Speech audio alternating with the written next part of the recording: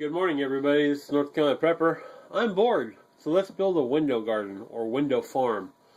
I've been toying with this idea for a while, and I went by storage and got my box of goodies out of storage, my tub with my hydroponic stuff in there, and we'll go over that in a minute. But I also ran by PetSmart, and anything that is in plastic is new for this project. The other stuff is just my general hydroponics. But what we're going to do is we're going to use water bottles. I'm going to get a better view here. Take a water bottle, and I've cut a little window out of it there, as you see. Hope that shows up. So I'll put the plant in here. I may use a net pot. I don't think I will. I'll probably just use a hydrogen or hydroton or whatever it is, expanded clay agate. And I'll probably put sponges at the very bottom of the bottle to create a filter to keep anything from going through. But I went ahead and cut a bunch of bottles and then cut holes here and linked them. As you can see here, there's a bunch here. But I went ahead and this one I don't have a hole in the top because I'm going to hang it from here. Probably zip ties on the window frame. I'll probably just put some of these wire hangers in there and put some zip ties and hang it. They're all pretty much interlaced and locked because I got the lid screwed on still. And I'm going to use an airlift system where I take a pump and insert like a, I don't know, bicycle needle or something. I haven't really worked that out yet. I'll get that in the working model what I'm going to do. But it's going to drip water up the toes and bring it up. Normally I would use black plastic tubing. But this time I'm using clear for the video. And the way to clean that, and I may have problems with algae, and I'll just throw it away and change out the tubing when that time comes. But if I was doing this permanent, I would use black tubing. But I've also cleaned my tubing in the past with plumber's chain and just like squeegee it through like you do a paintball marker or whatever. My previous ones, I used rock wool and put it all in a net basket here. I'll show you. This is what I did before. I was like, this is my hydroponics kit or setup. We grew lettuce and tomatoes and all that stuff.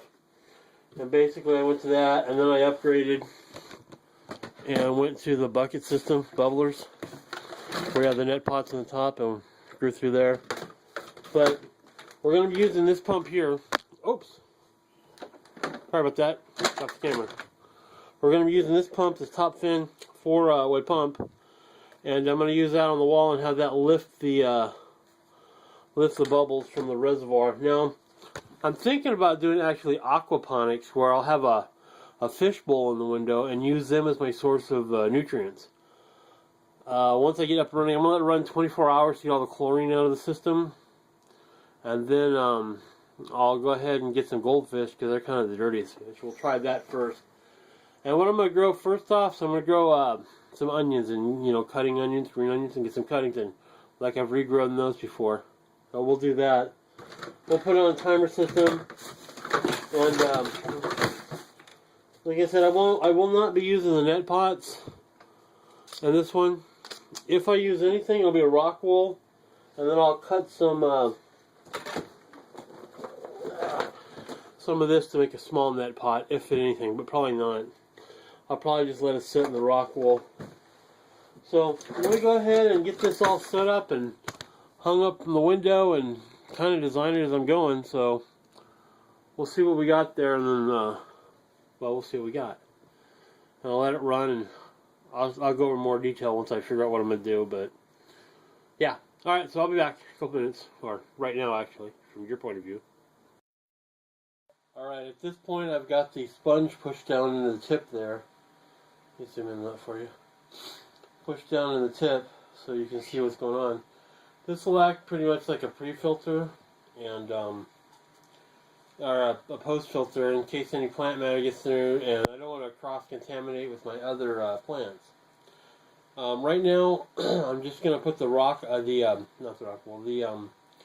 expanded clay agate in there, the hydrogen beads and everything, and let it run for a while to go ahead and get the beads all soaking up moisture. And I'm just going to use water because I'm going to go down and get some fish, like I said, and try hydroponic, and we'll get on that after I get this thing set up and let it running, and I'll show you. I'll be right back. Okay, so here's the initial flow test. I just poured some water in the top so I'm ready. I need each one to flow at or at least greater than my flow needs. And this seems good right here. See how it's flowing down into a soda bottle. I want to check my hose connection down there to make sure that didn't leak. That's just a compression fitting on the tubing. So I'll get some better hose and hook it up and figure out what I'm going to do for the fish.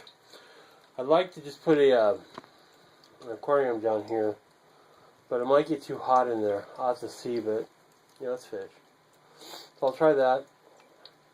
I really don't want to use hydroponic. I don't want to use hydroponic chemicals because I like to just continuously regrow things based on a renewable resource instead of something I have to go out and buy, especially if something bad happens. So we'll figure it out.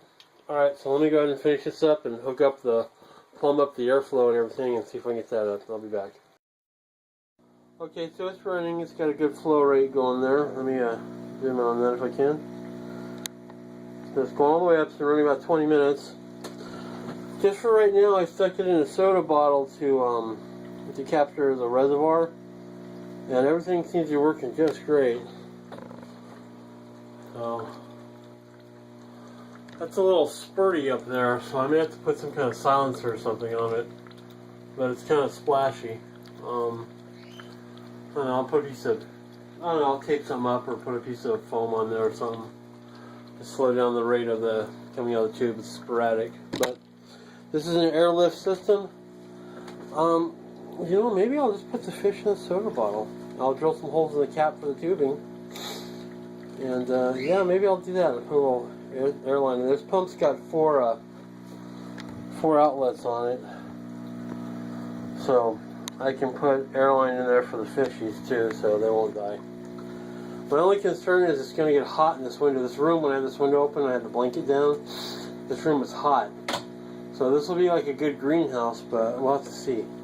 Let me go ahead and get it powered up, and let me get it finalized and figure out how I'm going to route the tubing and plumb it up and do that. But I'll be right back. And this is scalable all the way across, as many as you want. People put like T-splitters up there and run the airline. So this pump could easily do 8 rows, and I mean the rows are really limited, or not really limited on how long they are.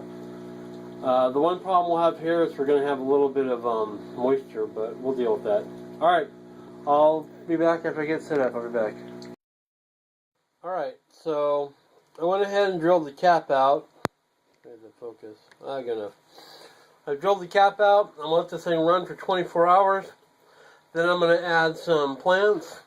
I may use a little seed pods instead of the rock wool. For like the greenhouse seed starters, I might do other things, but I think I'm going to do that right now. So, like I said, I went ahead and put a cap on here. I'll put the fish in the Coke bottle. I'll clean it all out, sterilize everything so they can be happy. Put some drill some extra holes in the cap so it doesn't build up pressure in there of any kind. So there we go. That's the end of part 1, and I'll have it actually functioning tomorrow in part 2. Alright, have a great day. Please rate, subscribe, and thank you.